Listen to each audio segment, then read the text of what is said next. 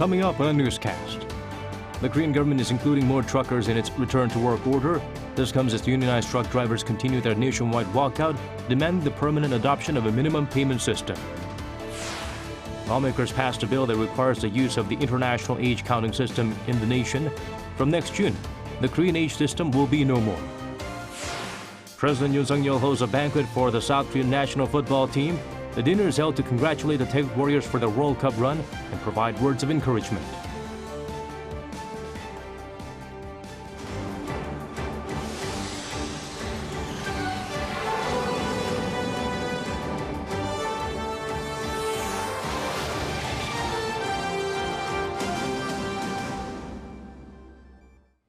Hello, it's good to have you with us. I'm Daniel Che here to bring the latest. Let's begin with our top story. Unionized truckers continue striking, prompting the government to invoke more return-to-work orders here in the nation. The drivers are calling for a permanent adoption of a minimum wage system, but that's virtually rejected as lawmakers are expected to push for extension of the system for just 3 years. Lee Kyung-eun starts us off. $2 billion. That's the size of the losses in the steel and petrochemicals industry so far from the truckers' strike. To stop any further damage, the South Korean government has decided to give more truckers return-to-work orders. Following the return-to-work order for cement truckers on the 29th, the government has invoked the second round of orders on truckers in the steel and petrochemical sectors. As of Thursday, unionized truckers are on their 15th day of a nationwide walkout, demanding a minimum wage system that calculates wage based on operating costs. The finance minister says the return-to-work order seeks to put the brakes on the prolonged strike as logistic disruptions are likely to affect production starting this weekend. Our economy could face a serious crisis as supply disruptions could affect production in the country's key automobile, shipbuilding and semiconductor industries. Once served with the order, truckers need to get back behind the wheel by the next day. Officials are conducting on-site inspections, which could lead to penalties if they refuse to comply. The police is also ramping up investigations into any illegal activities, mainly for those disobeying the order, but also any acts of revenge, blackmail, or property damage against those not taking part in the collective action. The truckers are keeping up strong resistance. They're also calling on the International Labor Union and the United Nations for intervention, citing the government's infringement of labor rights. But eyes are on whether the strike will gain momentum or lose its drive, as their calls for a permanent adoption of the minimum wage system have been virtually rejected. The main opposition Democratic Party on Thursday agreed with extending the system for just 3 years, in line with the government and the ruling People Power Party's stance. Lee Kyung-eun, Arirang News. Amid economic uncertainty, U.S. oil prices fell to their lowest in 2022, returning to last year's level. However, a rebound could be expected with the price cap on Russian oil and a change in China's COVID policy. Shen provides a breakdown of the digits. The price of oil has fallen to its lowest level since the turn of 2022. The U.S. benchmark West Texas Intermediate crude on Wednesday plunged 3% to just over $72 per barrel. Brent crude futures dropped 2.75% to close at $77.17 per barrel. The price of oil had once surged to nearly $140 a barrel in early March following Russia's invasion of Ukraine. However, as the global economy slows down under the Fed's key interest rate hikes and rising energy prices, oil futures have been falling during the second half of this year. The fall in Wednesday's oil prices was also driven by news of larger stocks of U.S. distillates like diesel and heating oil. According to the U.S. Energy Information Administration, U.S. distillate stocks rose by 6.2 million barrels in the week to almost 119 million barrels, exceeding estimates of a 2.2 million barrel rise. The rise in gasoline stocks also surpassed expectations with a rise of 5.3 million barrels. The poor economic forecasts from the U.S. suggest prices could fall further, but there are several other factors that could cause oil prices to rise once more. China on Wednesday lifted its most severe COVID-19 policies, which could lead to greater demand for oil.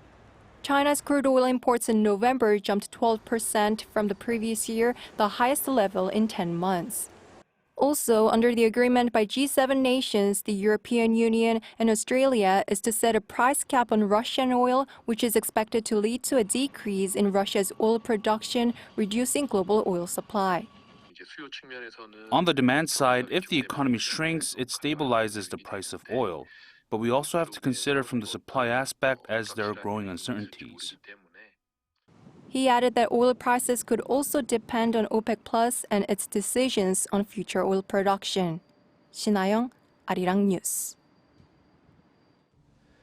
Come next June, the so-called Korean Age will be no more. The National Assembly passed a bill that seeks to require the use of the International Age Counting System in all judicial and administrative areas. This is part of a campaign pledge made by President Yoon. An individual turns 1 on the day he or she is born and becomes a year older on January 1st under the Korean Age system. The system has caused confusion in many areas, including health and medical services, as well as in the judicial and administrative fields. The South Korean government warned local companies that Pyongyang is using IT workers with disguised nationalities to earn foreign currency. This is particularly concerning as the secured funds will likely be used in the regime's nuclear and missile development. Kim Dami sheds light on this issue. Freelancers disguise their identities to work for IT companies in developed countries. They often Photoshop pictures to make fake ID cards or even pay others to borrow their accounts for online job platforms.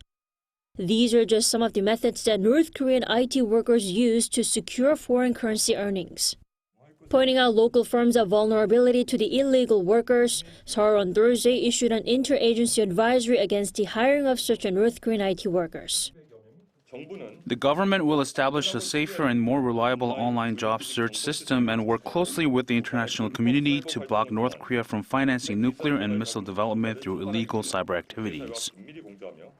Pyongyang is turning to such illicit activities as the regime has struggled to earn a foreign currency income due to tightened UN Security Council sanctions in 2016. South Korea's Foreign Unification and ICT ministries ordered local firms to perform tighter background checks when recruiting IT workers both at home and abroad. The joint advisory gives details on the specific activities of North Korean IT personnel, methods used to disguise their identities, and precautionary measures for IT job platforms.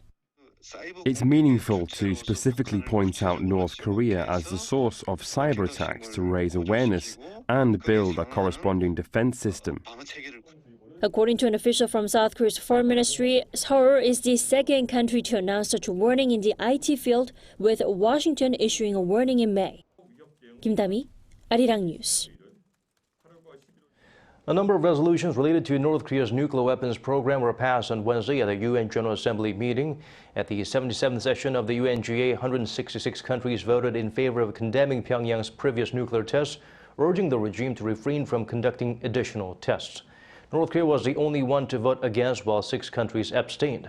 As for another resolution, 145 countries voted in favor of reaffirming the commitment to dismantling all nuclear weapons as well as other WMDs and ballistic missiles programs. Only 4, China, Russia, Syria, and North Korea, voted against. The top nuke envoys of South Korea, the U.S., and Japan will hold talks in Jakarta next Monday. Over 2 days, Kim Gun will meet his American counterpart Sung Kim and Japan's Takehiro Funakoshi to discuss the current state of affairs on the peninsula and efforts to denuclearize Pyongyang. This year, the regime engaged in an unprecedented barrage of military provocations, including ICBM tests. Monday's meeting will be Kim Gun's 4th in-person trilateral talks on the issue since taking office as Special Representative for Korean Peninsula Peace and Security Affairs in May. The Pentagon reaffirmed America's alliance with South Korea, citing the threats posed by North Korea. This is according to the National Defense Authorization Act, which states the current number of U.S. troops on the peninsula must be maintained. The White House also says joint military exercises against the regime's provocations will continue regardless of Pyongyang's actions. Yoon tells us more. The United States' Senate and the House of Representatives have reached an agreement on the National Defense Authorization Act. According to text from the NDAA for the 2023 fiscal year released Tuesday, the bill requires the U.S. government to maintain a minimum of 28,500 American service members in South Korea. The bill also calls on the Defense Secretary to reaffirm the U.S.'s commitment to extend deterrence to its fullest capabilities. And once the bill becomes law, the Defense Secretary will also be required to submit an analysis report on current and future potential threats to the Korean Peninsula, including from North Korea and other countries in the Indo-Pacific region. The bill is expected to reach President Joe Biden's desk before the end of the calendar year. The U.S. and South Korea will also continue to hold joint military exercises, not only bilaterally, but also trilaterally with Japan to enhance the country's defense capabilities against North Korean provocations. While the National Security Council's Coordinator for Strategic Communications, John Kirby, has urged North Korea to engage in dialogue, he also stressed the need for the military to be ready to counter any aggression. Meanwhile, North Korea claims the joint military exercises between the allies provoked the spate of ballistic missiles launched by the regime. Since late September, the North has fired nearly 40 ballistic missiles, as well as hundreds of artillery shells. 이은진, Arirang News.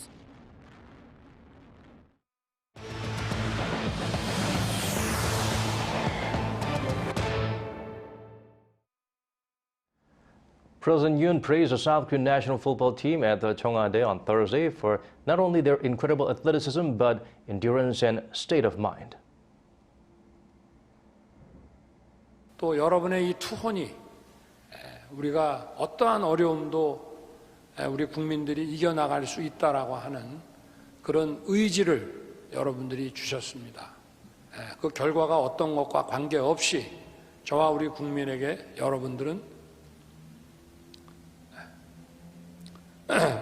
월드컵 우승팀입니다. 축하드립니다, 여러분. At a dinner banquet hosted by the nation's first couple to mark Team Korea's achievements in the 2022 World Cup, the president conveyed gratitude on behalf of the Korean people for playing against the world's top-ranking teams and not giving up, and together remember the fervor that brought the people together. Paulo Bento's Team Korea, led by Captain Son Heung-min, returned home on Wednesday from Qatar after taking the Korean football team to the round of 16 for the first time in 12 years.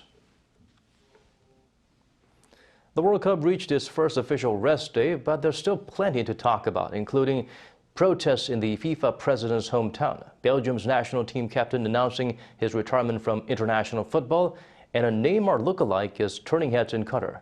Matthew Ashley brings us the sights and sounds. Taking place in Gianni Infantino's Swiss hometown of Brig, protesters from Avaz, a global activism group, mounted billboards on vehicles demanding that FIFA compensate migrant workers. The World Cup in Qatar has been the subject of intense criticism over allegations of human rights abuses in the host country. Various human rights organizations estimate thousands of migrant laborers died on construction projects since Qatar won the right to host the tournament in 2010. Qatari officials have disputed this, with World Cup chief Hassan Al-Thawadi putting the figure at over 400 as the country prepared for the tournament. FIFA has not made any comment on the protest, pointing instead to a workers' fund that Qatar set up in 2018 to pay wages to workers in case of late or non-payment from their employers. Staying with FIFA President Infantino, in an appearance on FIFA's official channel, the 52-year-old claimed the Qatar 2022 World Cup group stages were the best ever and that the remainder of the World Cup is very promising. This comes after a number of shock defeats that saw Saudi Arabia topping Argentina 2-1, Japan beating giants Spain and Germany, and South Korea winning 2-1 against Portugal. Belgium's national football team captain Eden Hazard has announced his retirement from international football. This after Belgium was knocked out of the World Cup in the group stage last week. Despite having scored 33 goals across 126 national caps, the 31-year-old failed to find the back of the net at this year's tournament. The Real Madrid player made his debut for the national team in 2008 and was part of the squad that came third at the 2018 World Cup. The announcement on Wednesday comes 6 days after Belgium coach Roberto Martinez stepped down from his position. A lookalike of star Brazilian player Neymar Jr. has caused a bit of a stir in Qatar. Dubbing himself Ney's lookalike, Egon Oliveira is almost identical to the Brazilian forward. Many were left confused as Oliveira made the rounds in Qatar, impersonating Neymar complete with a friend dressed as a staff member of the Brazilian Soccer Federation. His likeness even caused a Puma store in Doha to temporarily close as hundreds of people gathered to catch a glimpse of who they thought was Neymar. The impersonator also managed to get all the way onto a football pitch before a match, fooling security guards with his resemblance. But this is nothing new to Oliveira, as he makes money from acting as the players double in commercial shoots. Matthew Ashley, Arirang News. Peru has the country's first ever female leader following the impeachment of ex-President Pedro Castillo on Wednesday. Former VP Dina Boluarte was sworn into office on the same day, after which she called for a political truce. Now I call to initiate a process of dialogue among all the political forces represented or not at Congress. Early in the day, Castillo controversially declared a state of emergency and tried to dissolve the country's parliament. But what followed was an emergency session by lawmakers and an impeachment vote, which resulted in 101 members of the 130-strong parliament in favor. The head of Congress said the vote was due to Castillo's moral incapacity, and his attempts to impede the function of Congress in an unconstitutional manner. Chosumi has returned with a new album titled In Love. The world-renowned soprano has always been devoted to promoting Korean art songs throughout her long career, and this album is part of such efforts. Kim Hyun-sung tells us more.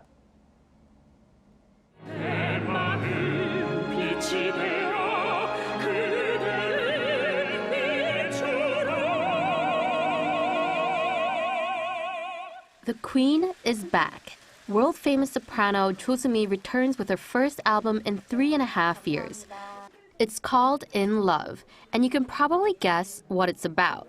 It's a mix of everything from Korean art songs to jazz and classical to traditional Korean music.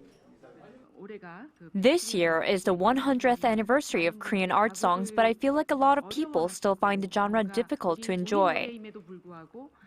So I wanted to make an album that made Korean art songs approachable in terms of arrangement and singing style.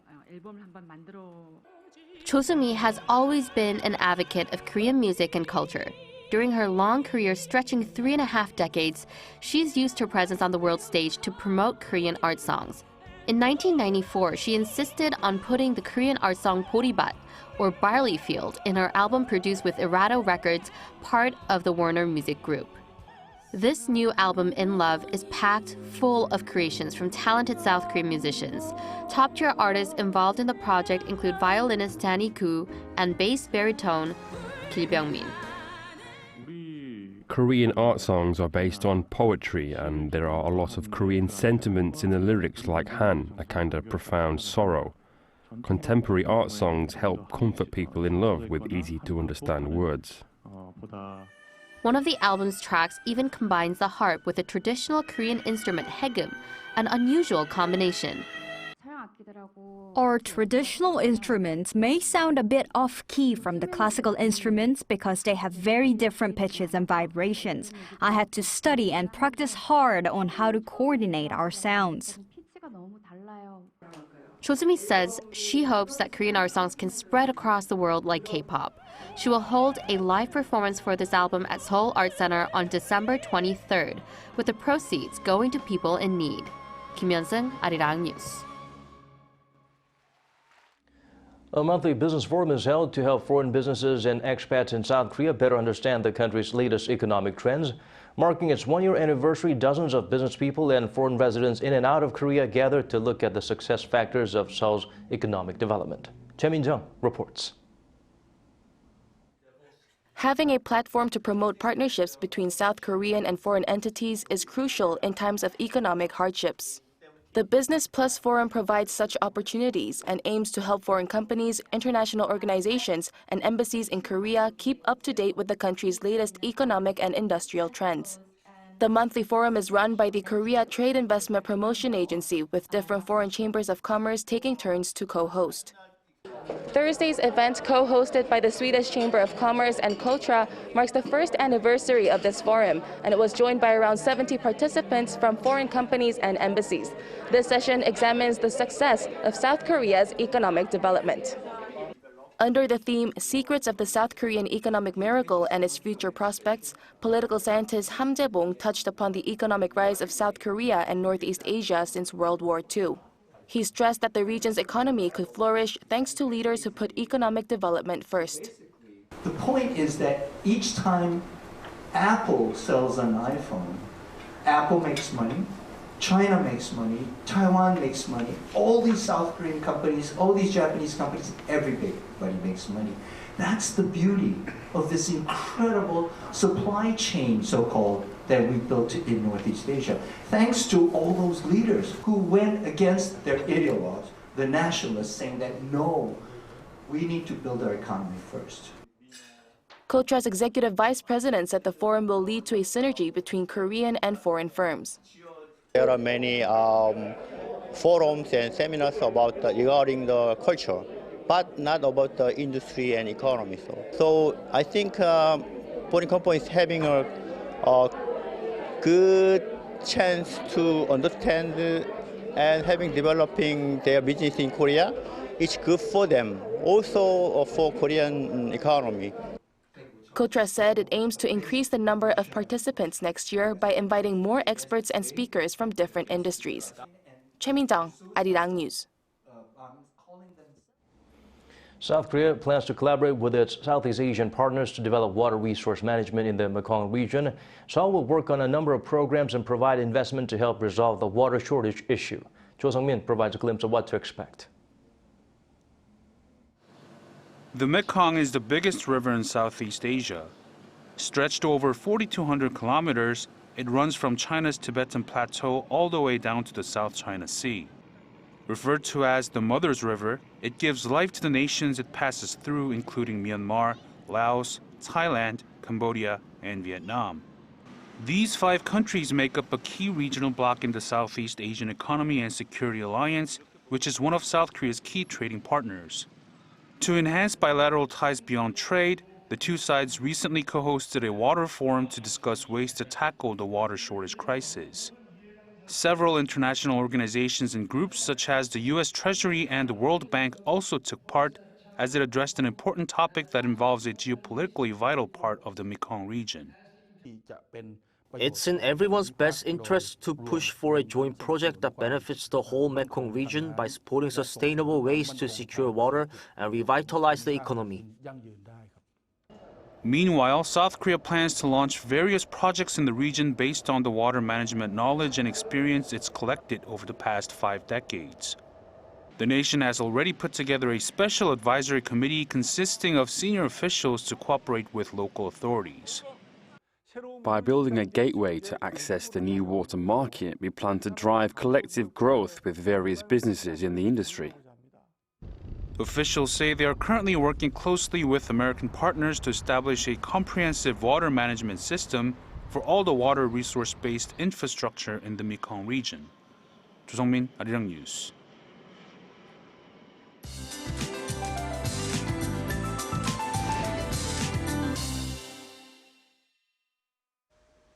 Temperatures will stay above the seasonal average, but do expect a wide variation in daily temperatures.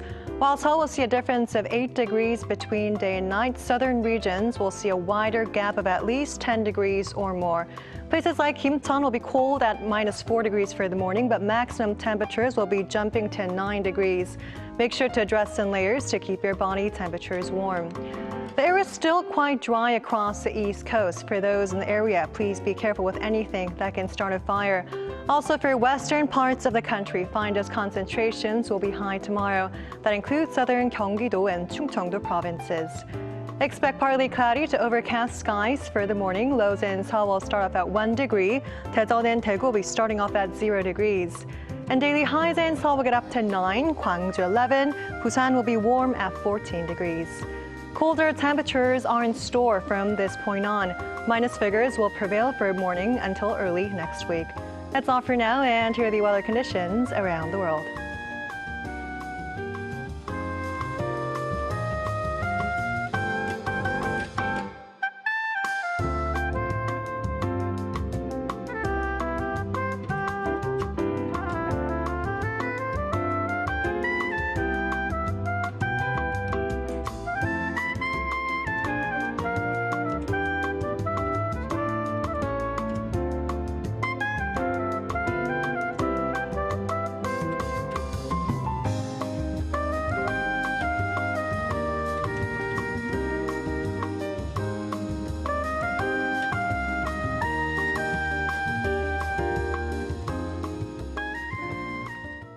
And that's all from us. As always, thank you for watching.